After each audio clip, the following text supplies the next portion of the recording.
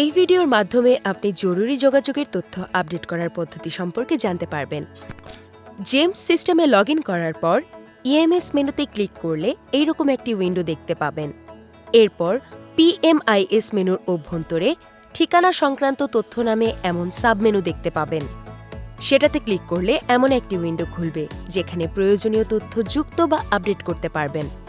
জরুরি যোগাযোগ ট্যাবে ক্লিক করলে এমন একটি ফর্ম দেখতে পাবেন।